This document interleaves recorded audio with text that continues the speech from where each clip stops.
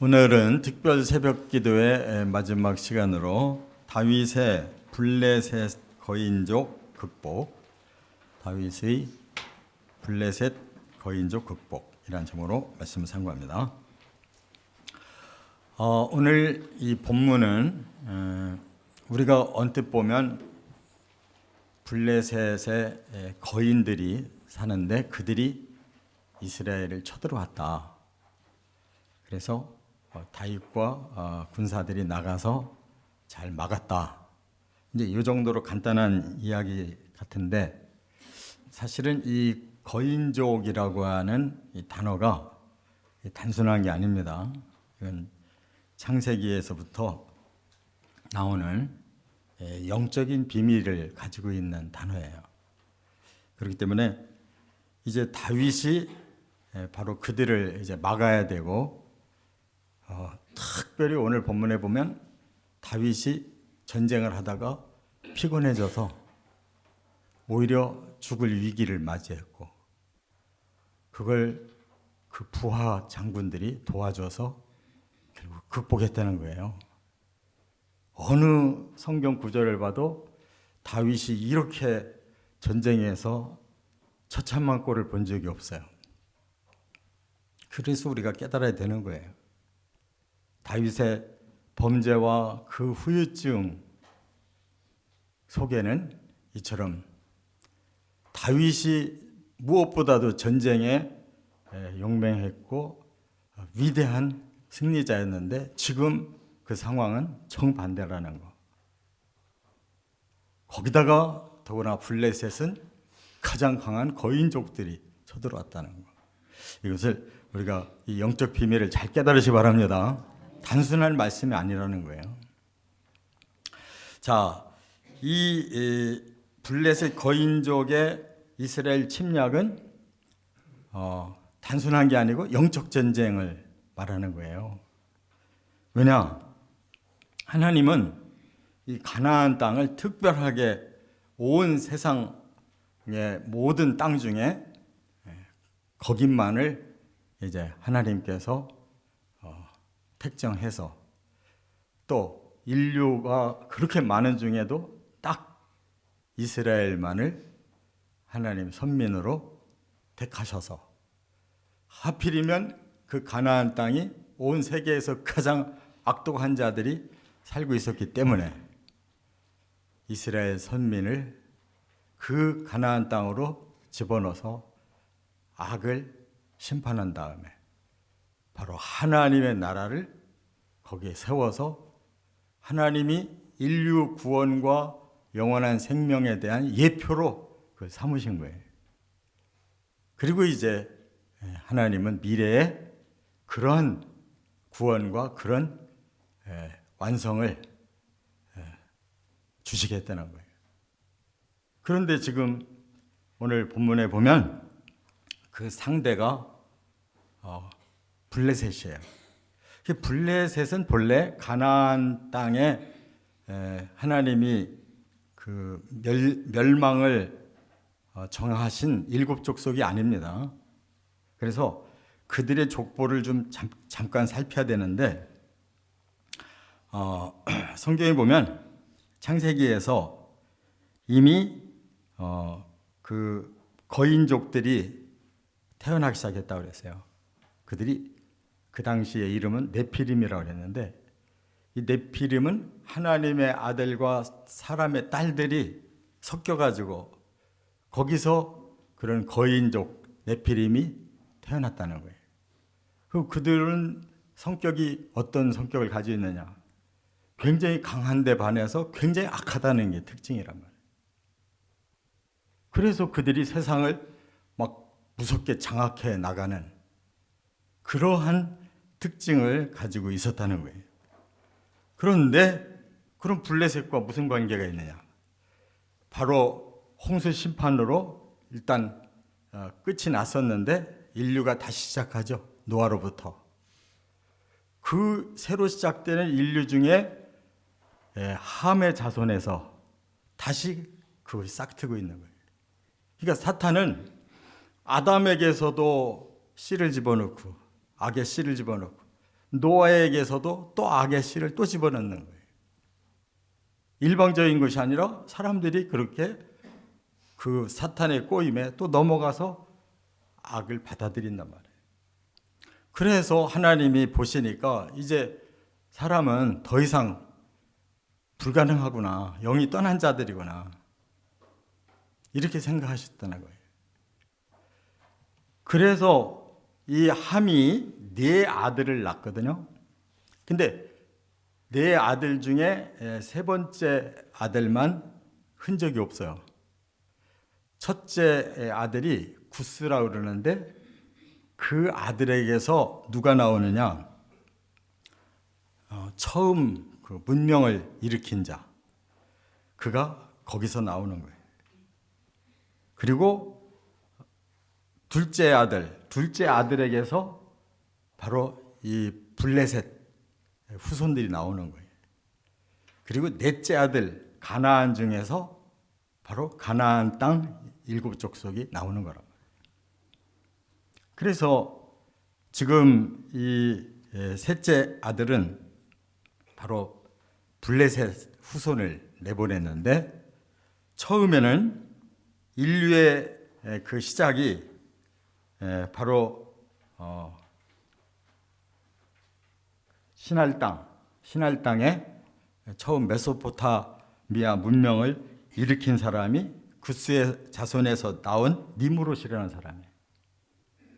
그러니까 지금 이게 함의 계통에 다, 그러니까 세상을 처음 세울 때 영적인 사람들이 세운 게 아니에요. 처음부터 악한 거인들이 세우기 시작한 거예요. 그러니까 하나님 없는 문명을 처음부터 세워놓은 거예요. 그래서 그들이 바벨탑을 쌓은 거란 말이에요. 이제 신이 필요 없이 우리가 얼마든지 능력이 있다. 아무리 홍수 심판이 쏟아져도 우리는 살아날 거다. 그래서 하나님이 그러면 다시 또 심판해야 되잖아요. 멸망시켜야 되잖아요. 그렇게 할 수가 없는 거예요. 계속 죽여가지고 해결될 일이 아니니까. 그래서 언어를 달리해서 민족들이 세계로 퍼지게 해서 지금까지 오고 있는 거예요. 그러나 앞으로 계속이 아니에요. 반드시 마지막 심판, 불을 통해서 심판할 때까지만 인류는 퍼져 있는 거예요. 깨달으시 바랍니다. 그렇기 때문에 이제 그 다음에 이 둘째 아들 미스라임의 후손인 이 블레셋 사람들에게 사탄이 붙었단 말이에요. 그래서 가나안 땅의 7족속 가나안의 후손들은 일단 이스라엘이 장악했잖아요. 그런데 바로 블레셋이 계속 이스라엘을 쳐들어오는 거예요. 더 강력해요, 이스라엘이. 그렇기 때문에 다윗이 강했을 때에는 블레셋이 꼼짝 못했는데, 이제 다시 블레셋의 거인족들이 이스라엘을 공격했다고 하는 것은 다윗을 이제 만만하게 보기 시작한 거잖아요. 그리고 실제로 전쟁을 치렀는데 다윗이 죽을 뻔했어요. 그래서 그 부하 장군들이 도와줘서 이렇게 다윗이 살아나고 그들을 무찌를 수 있었다라는 것을 말하는데, 그게 이제 15절에 우리가 깊이 깨달아야 할 구절이 나오는 거예요. 여기 보면 블레셋 사람이 다시 이스라엘을 치거늘 다윗이 그의 부하들과 함께 내려가서 블레셋 사람과 싸우더니 다윗이 피곤하매. 이 단어가 중요한 거예요. 이 피곤이라는 이 말이 우피라고 그러는데 겉으로 피곤한 걸 말하는 게 아니에요. 자기 자신이 감당을 못할 만큼 곤비한 상태, 막 곧 죽게 생긴 거예요. 그렇게 긴박한 상황을 다윗이 맞이했다는 거예요. 왜 그럴까요? 소년 때 골리앗을 때려잡은 사람이었는데 왜 지금 이렇게 많은 연륜을 쌓아서 더 왕성해진 나라의 왕이 어째 곤핍하냐 말이에요. 바로 영적인 하자 때문인 줄 깨달으시 바랍니다. 힘이 부족한 게 아니고, 군대가 부족한 게 아니고 영성이 떨어져 버린 거란 말이에요. 우리가 예전보다 돈이 없어요. 먹을 게 없어요. 세상 살기가 뭐가 더 불편해요. 다 좋아졌는데 뭐가 안 되냐면 영성이 다 죽어버렸다는 게 문제인 거예요. 그게 전부 피곤하게 사는 거예요. 괴로운 거예요, 삶이. 행복감이 없는 거예요. 욕망이 끝이 없이 더 많아지기만 하지 마음에 만족이 없는 거예요. 왜? 하나님의 영성이 떨어지니까, 진리를 깨닫지 못하니까 세속의 것에 자꾸 눈이 열리고 세상 방법이 자꾸 강해지는 거예요. 잠시는 그런 것들이 통하는 것 같은데 그것이 우리에게 진정한 기쁨과 보람과 만족과 행복을 안 준단 말이에요. 그러니까 뭔가 얻는 것 같은데 맨날 허덕거리고 있는 거예요. 영적으로 곤핍하게 살고 있단 말이에요. 다윗이 그 상태가 됐으니 오죽하겠냐고. 가장 하나님이 아끼고 하나님 나라를 멋지게 만들어서 보여주려고 하던 그 나라가 이렇게 꼬꾸라지는데 어떻게 하나님의 마음이 기쁘시겠냐고. 여러분, 이렇게 영적인 계통은 정확하게 이 인류의 시초부터 나오고 있는 거예요. 사탄이 사람들을 흔들어서 세속적인 이러한 결혼들이 막 이루어지니까 영적인 사람들이 배출돼야 되는데 세속적으로 힘 강하고 악을 잘 발휘하는 자들이 세상을 잡았단 말이에요. 우리 인류의 문명은 선한 문명이 하나도 없어요. 지금까지 전부 제국주의자들이 내가 더 잘 살고 내가 더 만족하기 위해서 약한 것들을 쳐서 지금까지 온 세계지, 선이 악을 언제 이겨서 행복하고 정말 낙원 같은 세상 언제 이뤄봤냐고. 아담 시작부터 지금까지 그런 나라와 민족, 그런 세계는 없었단 말이에요. 그러니까 우리도 오늘날 이 다윗과 같은 이러한 범죄를 통해 그것이 누적되고 그것이 계속 업보로 내려오기 때문에 세상은 점점 더 시간이 갈수록 타락하고 있는 거예요. 이게 발전입니까? 이게 발전이에요? 이건 타락인 거지 결코 세상은 발전되고 있는 게 아니에요. 깨달으시 바랍니다. 지금 과거에 비해 지금 얼마나 좋은 세상이냐. 바보 멍충이의 눈에 그렇게 보이는 거예요. 영적인 사람의 눈에는 절대 그렇게 보이지 않는 거란 말이에요. 아, 이 세상 끝날 때가 정말 다가오는구나. 왜? 이대로 가면 불로 태워지는 심판을 당할 수밖에 없는 상황이 절대적으로 왔다는 걸 느끼니까. 그 세계가 될 수밖에 없는 무기가 지금 무진장하게 이미 개발돼 가지고 지구는 수십 번이라도 깨질 수 있는 그 강력한 폭발력을 지금 안고 살고 있으니까 서로 누가 먼저 쏠까 봐 겁나 가지고 몇백 개씩 몇천 개씩 만들어 놓고 서로가 견주고 있으니까. 그 핵을 왜 만드냐? 상대편이 만들었으니까 나도 만들어야 되는 거예요. 가만히 있으면 터뜨리면 우리 번 죽잖아요. 그런 세상이라면 지금 이렇게 심각한 세상에, 그런데 세계의 지도자들을 보라고. 믿을 만한 사람들인가? 미국의 그 아무개가 믿을 만하냐고. 믿어져요?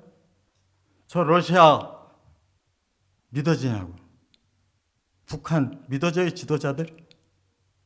그 사람들이 그런 절제를 해가지고 그런 것을 약간만 수단으로 해가지고 진정으로 화해와 평화의 세계를 만들려고 지금 하는 거냐고. 근데 도대체 뭘 믿고 이렇게 느긋하게 사는지 모르겠어요. 성경은 하나도 재미가 없는데 세상 살아가는 이치가 굉장히 재미있나 봐. 걱정이 하나도 안 되고. 남의 일이 아니라 우리 일이고 우리 인류에 다가오는 일인 줄을 꼭 깨달아야 돼요.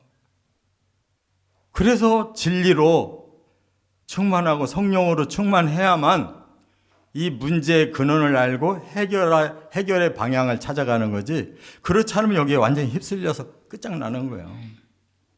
아니 뭐 죽음만 그만이 아니라 죽은 후회가 문제인 거예요. 그 나사로는 천국 갔는데 그 집 부자는 지옥 가서 물 한 방울이라도 회에 좀 대줄 수 있으면 좋겠다고 소원이 바로 그거밖에 없는 세계로 앞으로 떨어질 건데 어째 그렇게 태평하냐고.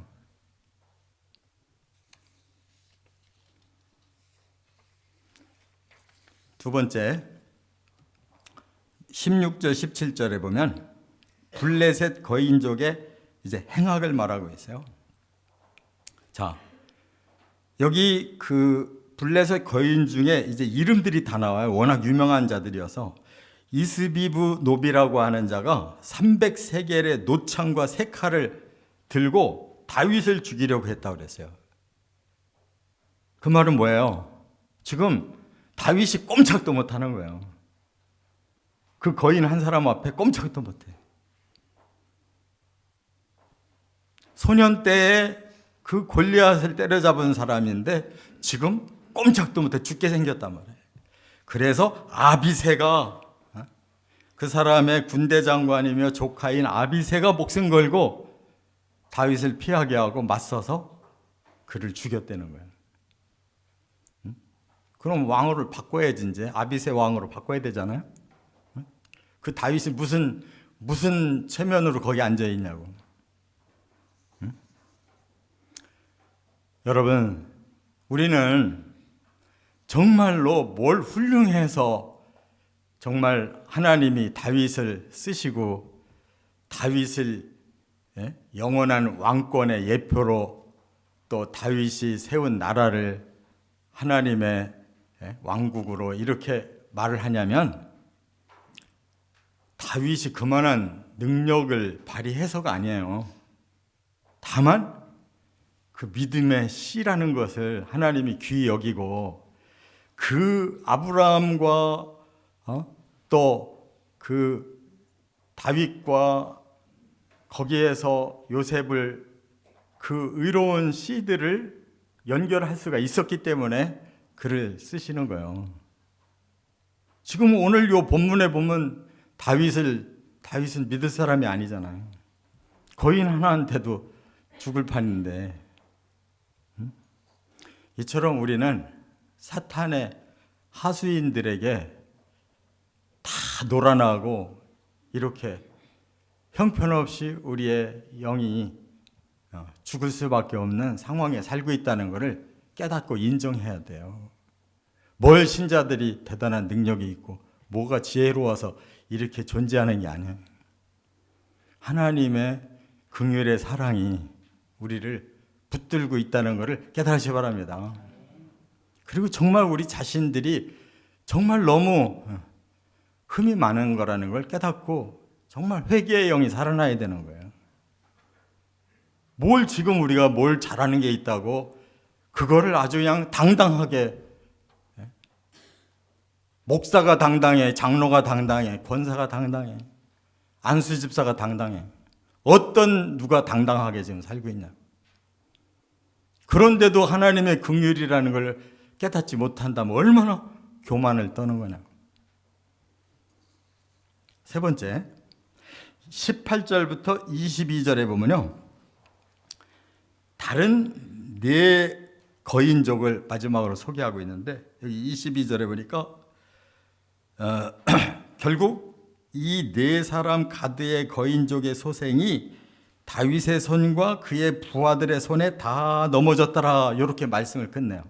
이 말은 뭐냐? 극복했다는 거예요. 간신히 극복해냈다는 거예요.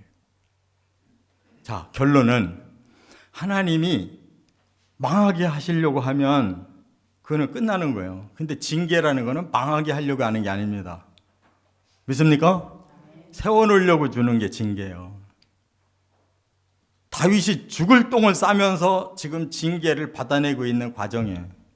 그러니까 하나님이 다시 그를 회복시켜 주시는 거란 말이에요.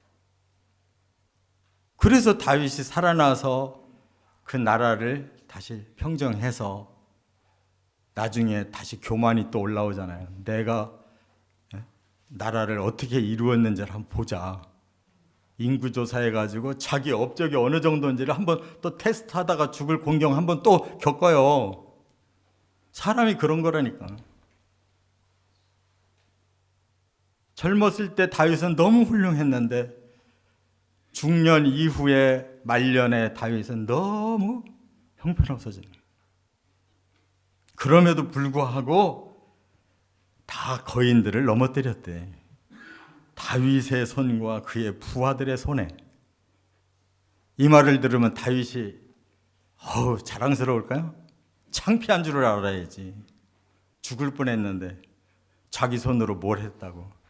하나님이 체면적으로 세워주시느라고 다윗 왕의 손과 그 부하들의 손으로 거인들을 다 넘어뜨렸다. 이렇게 끝을 내주시잖아요. 우리가 어휘를 제대로 알아야 된다. 성경을 읽으면 어휘를 제대로 알아들어야 돼. 지금 이게 칭찬하는 말인지 조금 하나님이 돌려서 얘기하시는 건지 그거 알아야 된단 말이에요. 눈치코치를 좀 알고 읽어야 된다고, 성경을. 우리 자신이 더 납작하게 낮아지라고 하시는 말씀이에요. 간신히 극복했다는 거지 뭘 지금 대승을 거뒀다는 거냐고. 여러분, 그렇기 때문에 우리는 다윗을 통해 깨달아야 돼요. 우리가 다윗보다 죄가 적어서 지금 그 징계가 안 온 게 아니고, 징계는 간단한 죄를 져도 다 징계 받아야 되는 거예요. 오죽하면 우리가 스스로 죄진 적이 없는데 저주받은 사람으로 태어났겠냐고. 맞습니까? 그렇다면 우리가 스스로 죄까지 평생을 이렇게 짓고 있는 사람들이 회개도 안 하고 당당한 척하고 살려고 한다면 하나님이 얼마나 많이 참아주고 우리에게 기회를 주고 계시는가를 깨달아야 되잖아요. 근데 너무 당당하단 말이에요. 하나님 앞에서도 너무 당당해. 바로 그거를 깨뜨리라는 뜻임을 꼭 우리의 마음에 진리를 깨우치고 성령으로 충만해야 그게 나오는 거예요. 진정한 깨달음이 나오고 진정한 회개가 나오고 진정한 자아를 내려놓는 힘이 생기는 거란 말이에요. 그게 열매지. 우리가 뭘 막 그냥 이런 거 저런 거 뭐 많이 가졌다고 그게 열매냐고. 이제 마지막 블레셋의 거인족은 지금 사탄의 역상구예요.